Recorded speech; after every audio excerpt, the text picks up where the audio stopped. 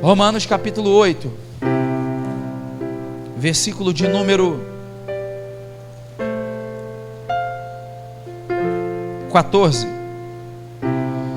Quero fazer leitura a partir do 14, mas vou fazer até o versículo de número 18. Quem achou, diga amém. Está escrito assim, no 14: porque todos os que são guiados pelo Espírito de Deus, esses são os filhos de Deus. Porque não recebestes o espírito de escravidão, para outra vez estardes em temor, mas recebestes o espírito de adoção de filhos, pelo qual clamamos: Abba, Pai. O mesmo Espírito testifica com o nosso espírito. Repare que aqui o Espírito de Deus está com E maiúsculo, e o nosso Espírito está com E. São dois espíritos diferentes, é o Espírito do homem e o Espírito de... E há uma testificação entre esses dois espíritos, entre você que é espírito, você é corpo, alma e espírito, e o mesmo Espírito testifica com o nosso espírito que somos filhos de Deus. E Paulo diz: e se nós somos filhos de Deus, somos logo o que? Herdeiros também, herdeiros de Deus e co-herdeiros de Cristo, se é certo que com Ele padecemos, para que com Ele também sejamos glorificados.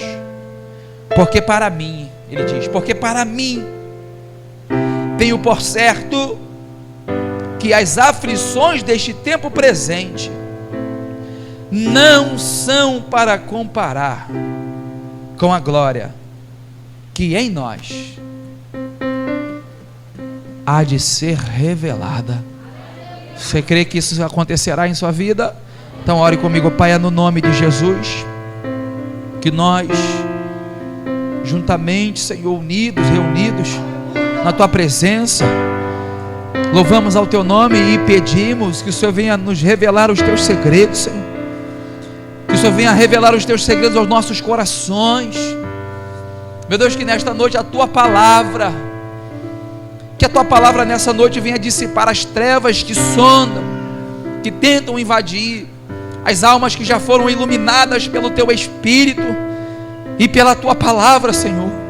Que nesta noite o Senhor venha abençoar nossas vidas com a revelação da Tua palavra, com o vigor do Espírito Santo, para que a Tua igreja seja uma igreja prudente, uma igreja atenta e que esteja pronta para esse dia glorioso que há de chegar em nossas vidas.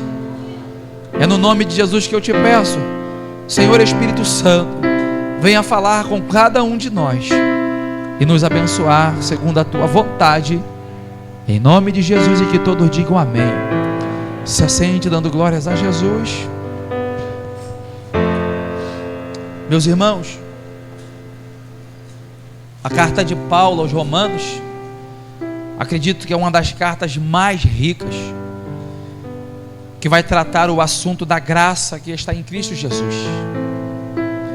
Paulo vai escrever coisas aos Romanos que não detalhou em outras cartas, pastor Mauro, prefeito Francisco, como o primeiro Adão e o segundo Adão, a recompensa, o salário do pecado. Paulo diz para os Romanos que é a morte, e Paulo vai fazer questão de enxertar isso no coração dos romanos e apontar para eles que o dom gratuito de Deus, Paulo vai enfatizar isso, que o dom gratuito de Deus está em Cristo Jesus, o Salvador de toda a terra, o prometido, aquele que foi anunciado pelos profetas. Mas Paulo vai apontar também aqui, e nesta carta Paulo vai falar de uma testificação, uma testificação entre o Espírito de Deus e o Espírito humano. E Paulo diz que o mesmo Espírito testifica com o nosso. Nós sabemos, testifica em nós. Nós sabemos se nós somos filhos de Deus ou não. É claro que Satanás, com todos os seus ardis, com todas as suas ferramentas que tem, usa as religiões, usa a sua principal arma, que é a mentira, para enganar as pessoas e fazer as pessoas acreditarem que todos são filhos de Deus, e que só existe um Deus, e isso é verdade, mas que todos podem chegar até Deus através da sua fé, do seu ídolo, ou daquilo que crê, através da sua religião, fazendo muitas pessoas acreditarem que são filhos de Deus e que são salvas, por causa daquilo que aprenderam, mas dentro delas não há a testificação do Espírito Santo. Aqui no versículo 14, Paulo vai deixar claro o seguinte: todos os que são guiados pelo Espírito de Deus, esses sim, esses são os filhos de Deus. Quem são os filhos de Deus? Todos os que são guiados pelo Espírito, irmãos. Pastor, mas isso é confuso? Por quê, pastor? Porque e as pessoas que não são guiadas pelo Espírito? São criaturas, foram criados por Deus. Por isso que Jesus, quando ordena a igreja que se pregue o Evangelho, ele diz: ide, pregue o Evangelho para todos os meus filhos. Não foi isso? Vê lá em Marcos 16:15, o que é que ele diz? Ide e pregai o Evangelho a quem? Está ali, ó, a todo ser que foi criado desde Adão, a geração atual, aqueles que estão vivos. Ide e pregai o Evangelho a toda a criatura, a todos os descendentes de Adão, a todos os seres pecadores que foram criados por Deus, não pecadores, mas perfeitos, através do pecado de Adão, foram sentenciados, foram condenados. Aí Jesus diz: ide e pregai o Evangelho a toda criatura, e é através da fé em Jesus, é através da sua fé em Jesus, que a criatura, que o pecador, aquele que estava separado de Deus, ele é reconciliado com Deus através de Jesus, e recebe o título, o poder, o direito de ser chamado de filho de Deus. Isso está escrito no livro de João, no capítulo 1 do Evangelho de João, no versículo de número 11. João, lá está claro, Jesus veio para os seus, ali ó, veio para o que era seu, e os seus, os judeus receberam Jesus como Salvador? Não, e os seus não receberam, mas a todos, presta atenção nisso, mas a todos quantos o receberam, deu-lhes o poder de serem feitos filhos de Deus, aos que creem no seu nome, aos que não nasceram da vontade do homem, da vontade do sangue, nem da vontade da carne, nem da vontade do varão, mas da vontade de Deus, aquele que nasceu de novo, aquele que reconheceu seus pecados, aquele que se arrependeu dos seus pecados, confessou os seus pecados, encontrou em Jesus o perdão dos seus pecados, pelo seu sangue, pelo seu sacrifício, se batizaram nas águas, e nasceram de novo para viver em novidade de vida, para viver debaixo das promessas do nosso Senhor e Salvador Jesus Cristo. Paulo diz que esse mesmo Espírito testifica com o nosso espírito, irmãos. Há uma testificação de que você é filho de Deus. Há pouco tempo eu estava dando aula dominical, pastor Mauro aqui, e rolou um assunto a respeito do pecado, da vergonha que o crente sente quando peca. Quem aqui, além de mim, em sua caminhada desde que se converteu, já cometeu algum ato e pecou, e isso lhe trouxe muita vergonha, a ponto de tornar você até por algumas horas até depressivo, e eu estou falando de coisas bem pequenas comparadas com aquelas que fazíamos antes. Ontem eu estava na casa da Amanda com meu compadre Wellington almoçando, E ele ali estava brincando, lembrando de quando a gente jogava futebol, a gente bebia muita cerveja, ia para os pagodes da vida, né? E aí você ia para o pagode, você bebia todas as cervejas, você aprontava, acordava de manhã, todo mundo se encontrava no campo de futebol ou numa barbearia, todo mundo ímpio, no outro dia fica assim, pô, que besteira que eu fiz ontem, é isso que se fala? Não, as pessoas comemoram. Rapaz, ontem foi maravilhoso. Ontem eu saí com uma, saí com duas, saí com três, saí com fulano, saí com ciclano, mulheres e homens, né? E ontem eu bebi uísque, bebi cerveja, bebi, rasguei a comanda, fiz outra, não paguei, enrolei. Sabe, a pessoa do mundo, ela pratica o pecado e ela sente prazer no pecado. O pecado vira um troféu, a pessoa acha que é fera, ela se sente premiada por poder viver todos aqueles prazeres carnais que são pecados diante de Deus. Aí você se arrepende dos seus pecados, aí você conhece Jesus, Jesus lava todos os teus pecados no seu sangue, pelo Calvário, pela sua morte. Você ressuscita dos mortos para viver em novidade de vida. Eu estou dando um exemplo de testificação, um exemplo. Se eu ficar aqui falando de exemplo aqui, nós não vamos sair daqui hoje. Aí você, vou dar um exemplo aqui. Aí você às vezes numa discussão com a sua esposa, um exemplo. Ou alguém no trânsito ali. Quem aqui já pecou andando atrás de uma van no trânsito com pressa, além de mim? O motorista de van, você com pressa na tua frente, pastor Mauro, para no meio da rua. Quer ir para o céu? É só você andar atrás de uma van e não pecar, você está salvo já. Mas vou dar um exemplo aqui de um pecado que você pode cometer, não precisa você entrar em detalhes aqui, mas você às vezes comete um pecado tão pequeno comparado ao que você fazia antes, irmãos.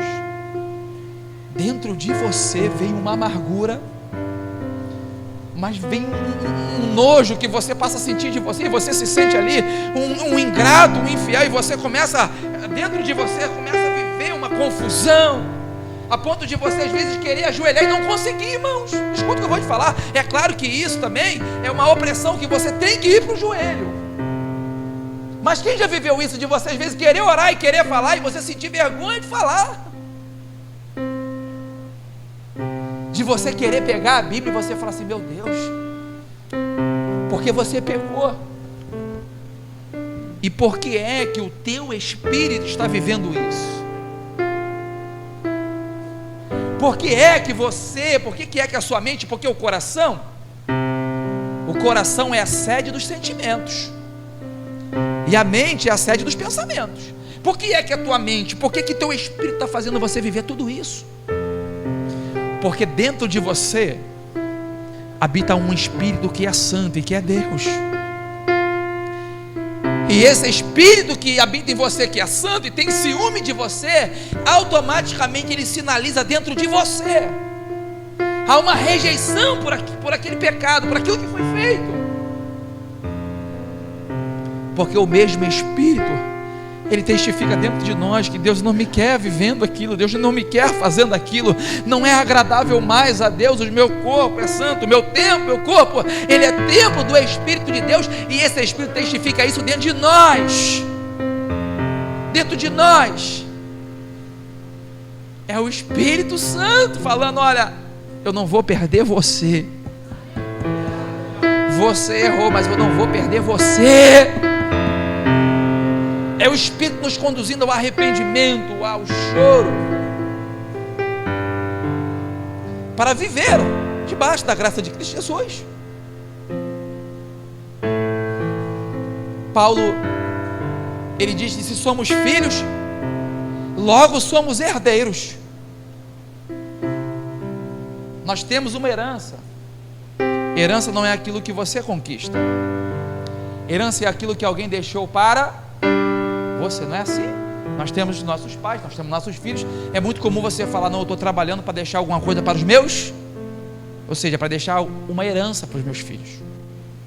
É aquilo que um pai ou alguma pessoa pega e deixa para você. Isso aqui é a sua herança.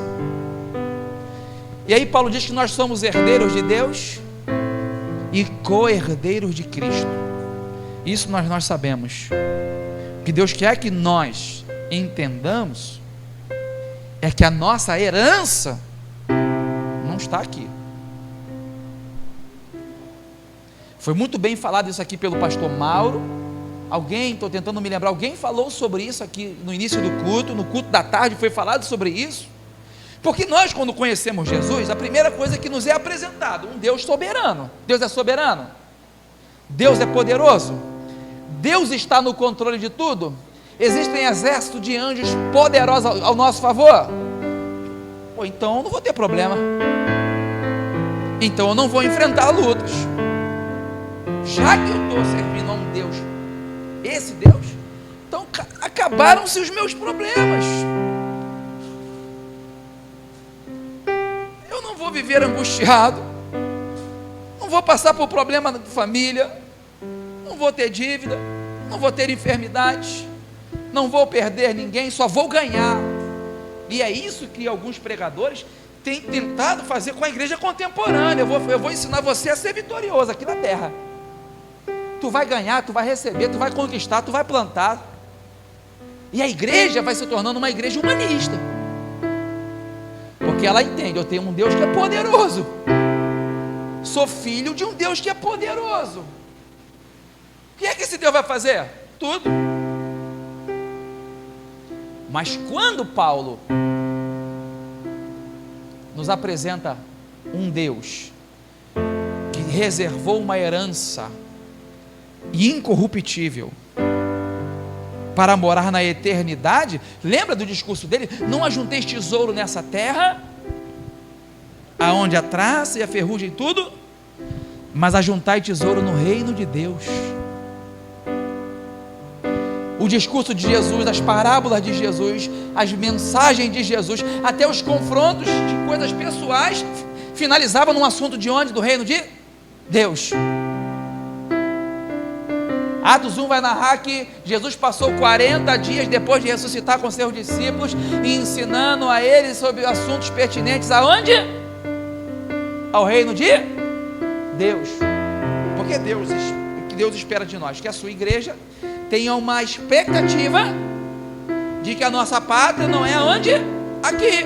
Aonde é a nossa pátria? No reino dos céus. Então Paulo faz uma apresentação do Espírito Santo. Se você pegar o capítulo 8 de Romanos, Paulo começa assim: porque nenhuma condenação, olha do que Paulo está falando, portanto agora nenhuma condenação há para o ser humano. É isso. Para quem é? Para os que estão em Cristo Jesus, que não andam mais segundo a carne, mas segundo o Espírito, porque a lei do Espírito de vida em Cristo Jesus me livrou da lei do pecado e da morte. E ele vem fazendo uma comparação: aqueles que decidirem se inclinar para as coisas da carne, a inclinação para a carne é morte. Mas aqueles como vocês que saíram da sua casa num domingo desse, poderia estar num churrasco, poderia estar vendo televisão, mas aqueles que se inclinam para as coisas do Espírito receberão vida. Mas que vida é essa, irmãos? Jesus está falando da vida eterna. Por isso que lá no versículo 18, esse homem, a igreja no primeiro século, ela era perseguida, eles eram marginalizados pelo Estado, pela sociedade. Muitos crentes eram perseguidos, eram oprimidos. Aí Paulo, que naquela altura do campeonato, sem dúvida, era o maior alvo do inferno e dos perseguidores. Todo mundo queria arrancar a cabeça de Paulo, queriam acabar com Paulo. Aquele homem era um pregador nato, um evangelista que Deus usava muito, fundou muitas igrejas. Suas cartas, por onde passava, edificava vidas, consolidava a fé das pessoas. E ele sabia que não só ele, mas que a igreja em si, de uma forma geral, estava passando por dificuldades, por lutas. E aí, como ser crente, como se lidar com as lutas? Eu tenho um Deus poderoso, e por que eu estou passando por problemas? Paulo, ele vai falar algo poderoso, irmãos, que você deve pegar isso e levar para a tua casa, para a tua vida hoje. Porque para mim, eu tenho por certo que as aflições deste tempo presente não podem ser comparadas, não tem como comparar, pastor Mauro. Sabe o que Paulo está dizendo? Independente do tamanho do teu problema, não tem como comparar com a glória que em nós há de ser revelada naquele grande dia. Que dia? No dia de tomarmos posse da nossa herança, no dia de tomar posse daquilo que é nosso. Porque enquanto não acontecer isso, enfrentaremos lutas. Se alguém falou que não vai ter, mentira. O próprio Jesus, na véspera da sua morte, fez questão de pegar todos os seus discípulos, mostrar para eles que era necessário que ele padecesse na mão dos pecadores e fosse crucificado, morto, sepultado, e que ele ressuscitasse ao terceiro dia. O próprio profeta Isaías diz que ele foi desprezado, era desprezado e considerado indigno entre os homens, homens de dores, experimentados no trabalho.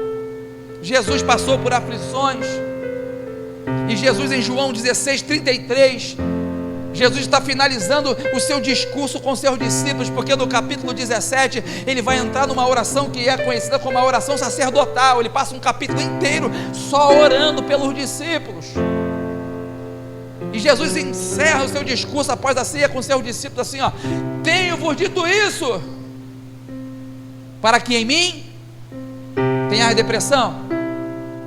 É para ter o quê? Paz. E por que é que os problemas têm roubado a paz do crente? Irmãos, eu sou pastor de igreja, eu recebo mensagens, pessoas me telefonam, eu vejo pessoas maduras perdendo a paz diante das adversidades. Mas preste atenção no que o mestre está dizendo: tenho-vos dito isto para que em mim tenhais paz. Paz, irmãos. No mundo tereis o quê? No mundo vai ter o quê? No céu tem aflição, no céu tem enfermidade, no céu tem confusão. Alguém vai te perseguir no céu, alguém vai te caluniar no céu. Quais são os problemas que você vai ter lá no céu? Nenhum, porque essa é a tua herança. Mas enquanto você não chega lá, no mundo você vai ter aflição. Você precisa entender isso, você vai ter aflição. E Jesus faz uma exortação: mas tende o quê? Bom ânimo, e não desânimo, bom ânimo. Às vezes é um pouco difícil você pegar uma pessoa que está enfrentando uma grande luta e introduzir isso na cabeça dela, porque às vezes criamos uma expectativa diferente daquela que Deus criou para mim. O pastor Mauro pregou uma mensagem aqui tem muitos anos. O tema era o Deus que eu quero e o Deus que me quer. O Deus que eu quero é o Deus que me entende. Foi isso que ele pregou aqui. O Deus que me ouve e responde segundo a minha oração. O Deus que entende os meus erros, entende o meu jeito de ser. O Deus que respeita as minhas decisões. Esse é o Deus que eu quero. Mas o Deus que me quer é o Deus que vai exigir uma mudança minha, vai exigir que eu saia da zona de conforto, vai exigir que eu cumpra a sua vontade, vai exigir que eu obedeça a sua palavra, vai exigir que eu mude de hábitos, vai exigir que eu mude de atitudes para viver aquilo que Ele prometeu para mim. Eu posso criar o meu Deus me entende em tudo, mas o Deus verdadeiro, o Deus que me quer, Ele quer que você entenda Ele, Ele quer que a igreja ouça Ele, Ele quer que a igreja se desprenda das coisas materiais, porque nós temos muita fé para coisas materiais. Mãe, eu profetizo que tu vai comprar um carro novo esse ano. Eu creio, eu tomo posse, e não tem nenhum problema em você ter um carro novo. Eu creio, irmãos, eu creio que você vai comprar uma casa de praia. Glória a Deus, pastor, não tem nenhum pecado nisso, pelo amor de Deus. Não é isso que eu estou falando. O problema é que quando nós falamos de coisas espirituais, a igreja não entende. Hoje eu não consegui dar aula dominical na igreja. O tema hoje era dom de poder. Um poder que o crente tem que buscar. Dom de cura, para usar, para servir, para trabalhar para Deus na terra. Mas a todo tempo as pessoas falavam das suas necessidades. Várias pessoas, não foi 1, 2, 3. E foi bom isso acontecer, porque eu percebi que pessoas precisavam colocar aquelas coisas para fora. Mas eu vou repetir a aula semana que vem, porque Deus estava trazendo instrução de uma busca pela presença dEle, pelos dons espirituais, para servir a Ele na terra. E todo mundo falava naquilo que eles precisavam. Quando nós falamos de coisas espirituais, nós percebemos que há um bloqueio, há uma, eu não vou falar resistência, mas uma certa limitação para se acreditar, para se entender em coisas que Paulo escreve, que o olho não viu, que o ouvido não ouviu, que não se passou no coração do homem, mas é o que Deus preparou para você, querido, é o que Deus preparou para mim. Em muitos lugares você fala assim: estou vendo um anjo aí com a bandeja na mão, com um copo d'água e com a chave do apartamento. Um pula do banco, um dá estrelinha, um roda no pandeiro, um passa por cima da bateria, o outro passa por baixo do banco por causa do anjo que está com a bandeja na mão. Escuta o que eu vou falar para você. Hoje eu não estou vendo um anjo com a bandeja na mão, mas eu sei que Jesus Cristo está à destra do Pai, coroado de glória, pronto para voltar, para buscar a igreja dele adornada, pronta para as bodas do Cordeiro. Está tudo preparado, queridos. E as aflições do presente não pode ser comparado com a glória. Paulo fala assim, ó, com a glória que em nós, escuta, em nós, essa glória, ela vai se revelar em nós, se manifestará em nós. Deus não vai pegar um carro de luxo e levar para o céu. Eu vou levar um Porsche para o céu, vamos tentar que eu tenha um Porsche. Um Porsche não vai entrar no céu. Casa de praia não vai entrar no céu. Relógio de ouro, cordão de ouro, dinheiro da conta corrente vai ficar, sapato caro, tênis caro, tudo isso vai ficar. Quem vai entrar no céu? Seres humanos como nós, pecadores, sujeitos à corrupção. Estou falando de uma forma humana, mas que pela glória de Deus, pastor Mauro, ao soar da trombeta, eles serão de uma forma muito rápida, como no abrir e no piscar de olhos. Deus, pelo seu poder, pela sua glória, vai revestir o corpo mortal em um corpo imortal. Está vendo como é que é difícil a gente entender? Deus vai pegar um corpo mortal, que as células envelhecem, com cicatrizes, onde você sente dor de coluna, dor de cabeça, dor na junta. Pô, estou cheio de dor hoje, estava montando o guarda-roupa. Sentiu dor alguma vez? Sentiu? Aí Deus vai pegar esse corpo mortal que envelhece, e Deus vai revestir ele da imortalidade pela glória de Deus. O corpo corruptível, a mente que às vezes tem pensamentos viciosos, a mente, o coração que às vezes sente desejo pelo pecado, porque sentimos às vezes, lutamos todo dia contra o pecado. Deus pega aquele ser corruptível e transforma ele num ser incorruptível.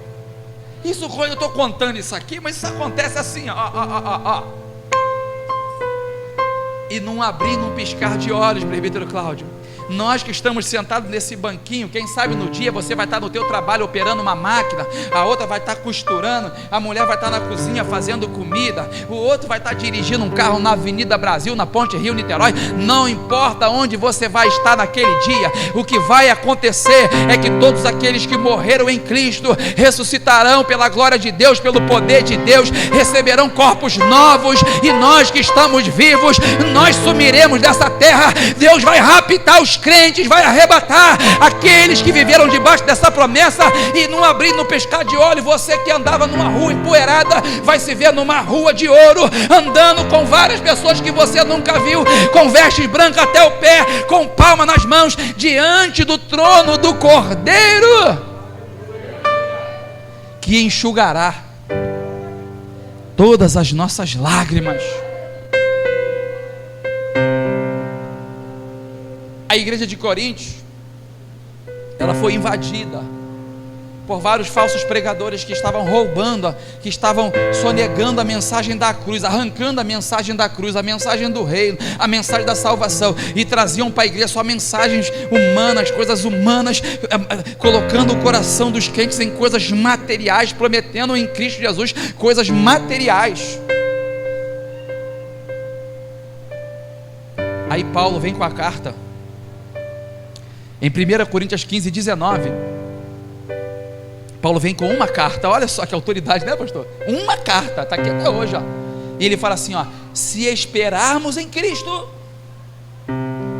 somente nas coisas desta vida. Tem algum pecado você esperar que Jesus abençoe você no teu emprego? Pelo amor de Deus, não é isso que Paulo está falando.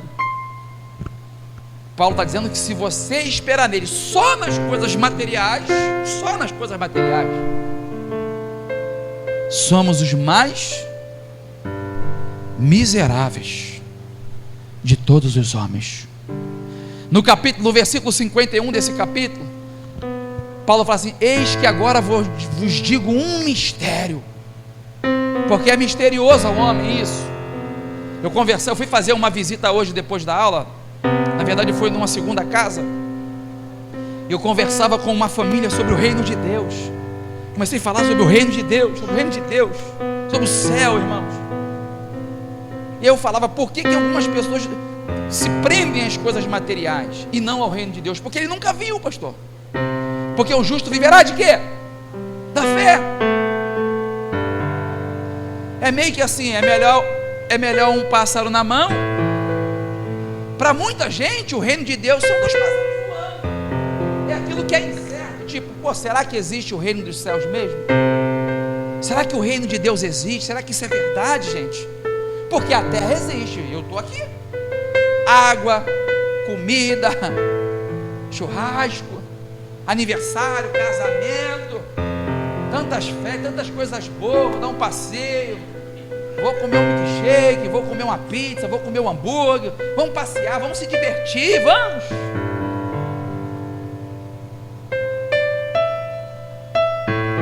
E o céu? Será que o céu é bom? Será que no céu eu vou ter corpo? Mas no céu eu vou viver? Como é que é isso? Eu vou para o céu, mas eu vou viver no céu? Eu vou falar com pessoas? Para muita gente isso é um mistério ainda. E Paulo diz, eis aqui vos digo um mistério. Na verdade nem todos dormiremos, mas todos nós seremos transformados, num abrir e piscar de olhos, num momento, num abrir e fechar de olhos, ante a última trombeta, porque a trombeta soará e os mortos ressuscitarão. Escute uma coisa, as pessoas que morreram com Cristo, se você tem um parente seu como eu tenho minha mãe que morreu com Cristo, minha mãe morreu em Cristo, minha mãe dormiu em Cristo, melhor dizendo, os irmãos que morreram no passado, os pais da fé, os apóstolos, os pais da igreja, todos aqueles que de lá para cá protestaram e serviram a Deus nesta terra e desceram à sepultura, todos eles ressuscitarão primeiro, incorruptíveis. Minha mãe morreu praticamente careca, com câncer, e a quimioterapia levou os cabelos dela, matou aquelas células. Mas eu tenho certeza, pessoas que morreram com perna amputada, pastor Mauro, pessoas que morreram, teve que perder uma perna, um membro, quando Jesus chamar ela, oh aleluia, quem morreu sem perna ressuscita com perna, quem morreu sem cabelo ressuscita com cabelo, oh aleluia, irmãos, vai ressuscitar incorruptível, ali ó, e nós seremos transformados, porque convém, escuta o que Deus está falando, porque convém, Deus não vai fazer você viver para sempre nessa terra, não vai, porque convém que isto que é corruptível, isto aqui, ó, essa carne, esse corpo corrupto, todo dia eu fico lutando contra este corpo, todo dia, meu maior inimigo, pastor, todo dia, Porque convém que isto que é corruptível se revista da incorruptibilidade, e que isto que é mortal, o ser humano morre, envelhece, adoece, se revista da imortalidade. Essa é a glória que vai ser revelada em você. Você não vai conseguir nem se lembrar de tudo que você passou aqui, querido. Pula aí. E quando isto que é corruptível se revestir da incorruptibilidade, e isto que é mortal se revestir da imortalidade, então cumprir-se-á a palavra que está escrita: tragada foi a morte na vitória. E Paulo aqui vai debochar do inferno, Paulo vai debochar da morte, Paulo vai debochar do diabo, Paulo vai dizer: onde está a morte? Onde está a morte, o teu aguilhão? Onde está o inferno, a tua vitória? Cadê a tua vitória, Satanás? Cadê demônios? Cadê inferno, a tua vitória? Cadê vocês? Aonde estão vocês? Cadê morte? Quem é? Olha Paulo dizendo: morte, quem é você diante de Jesus? Oh, meu irmão, olha o que Paulo está dizendo: morte, quem é você diante de Jesus?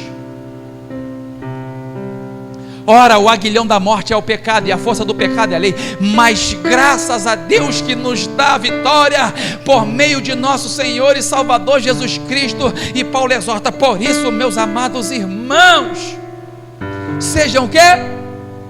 Firme. Fala para alguém: seja firme. Fala: tira o pé do balde de maionese.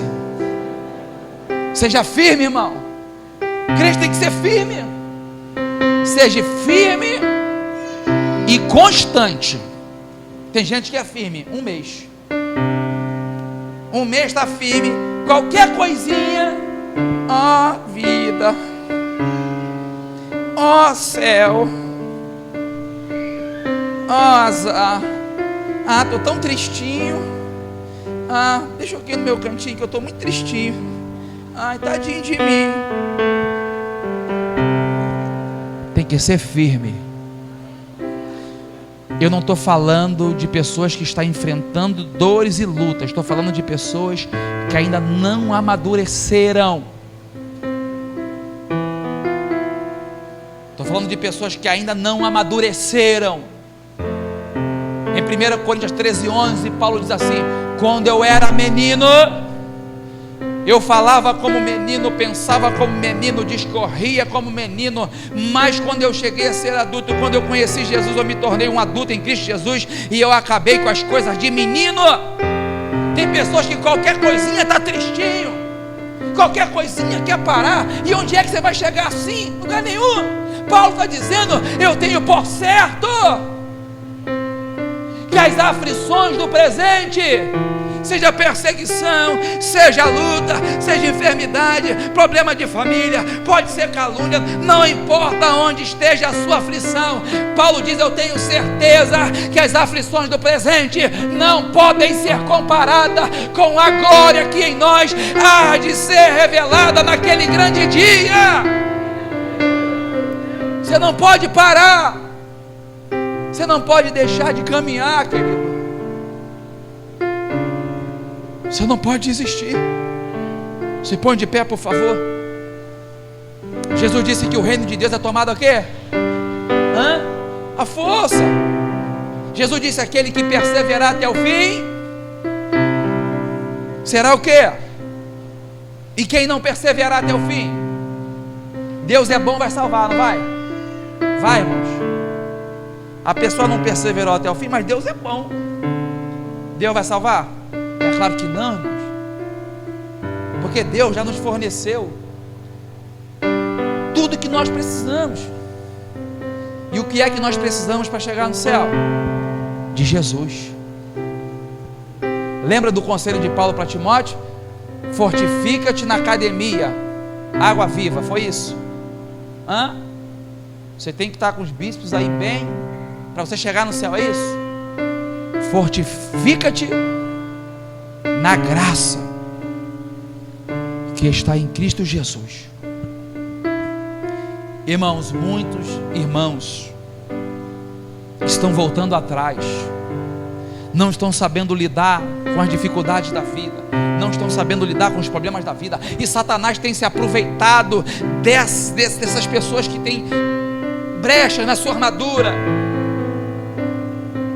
O diabo pega ponto fraco da pessoa, uma área que não foi revestida, porque no mundo você vai ter aflição, você vai enfrentar dificuldades, você vai passar por lutas, você vai passar por problemas, você vai passar, eu vou passar, todos nós vamos passar. Os irmãos primitivos passaram, os irmãos da reforma passaram, principalmente nós que vivemos um momento glorioso da igreja.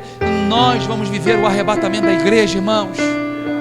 Eu não tenho mais 15 anos de expectativa nessa terra. Eu como pastor, com toda a minha limitação que eu tenho, eu abro as escrituras e acompanho as coisas que vêm acontecendo, as coisas que vêm se apontando, os eventos que acontecem no mundo, o comportamento da humanidade, a forma como esse mundo está sendo conduzido, como vem se cumprindo detalhes, profecias e palavras.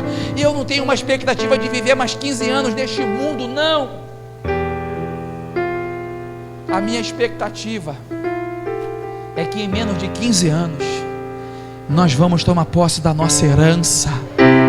Nós vamos encontrar os irmãos que foram, pastor Mauro, decapitados. Nós vamos encontrar Pedro. Nós vamos sentar naquela mesa que Jesus falou naquele grande dia, com Abraão, com Isaac e com Jacó, no reino de meu Pai. Aleluias! É lá, querido, é lá que é a nossa pátria, é lá que nós vamos chegar. Enquanto isso, você vai ter que apertar o cinto de segurança, você vai ter que pegar essas armaduras de Deus e todo dia dar uma ajustada nelas,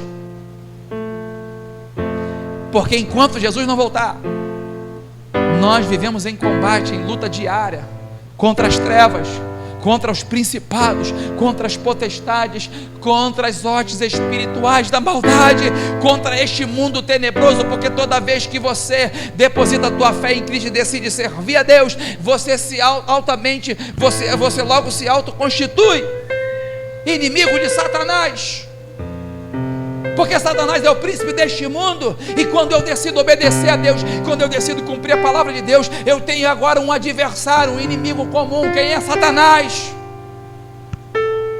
Por outro lado, quando eu decido ser amigo do mundo, eu me constituo inimigo de Deus. Tiago 4,4, Tiago diz isso: aquele que quer ser amigo do mundo, ele se constitui inimigo de Deus. E não existe coisa pior para uma pessoa, para uma nação, do que ter Deus como seu adversário. Mas graças a Deus, querido, que nós somos amigos de Deus, que nós somos filho do Altíssimo, que nós somos herdeiros de Deus, e tudo aquilo que Deus deixou para você está prontinho, só aguardando a nossa chegada no céu de glória. E nessa noite eu quero perguntar a você que não entregou sua vida para Jesus ainda: não perca seu tempo. Todo aquele que lhe recebeu o direito de ser chamado de filho de Deus. Se você não entregou tua vida para Jesus ainda, e hoje queira entregar a tua vida para Jesus, este é o momento de você tomar sua decisão. Agora, o inferno não quer que você faça isso, claro que não. O diabo não quer que você seja participante deste momento glorioso. O diabo não quer isso na sua vida. O mundo ficará aqui. Quando Jesus chamar a igreja, o mundo vai ficar. Quem vai subir? Os que foram lavados, remidos pelo sangue do Cordeiro e santificados pela palavra e pelo Espírito Santo. Então, se você quer ser participante desta glória, basta você levantar sua mão agora aí onde você está, que nós vamos orar pela sua vida. Você que se afastou da igreja e queira hoje voltar para os caminhos do Senhor: pastor, eu preciso fazer isso agora. É com você mesmo que Deus está falando.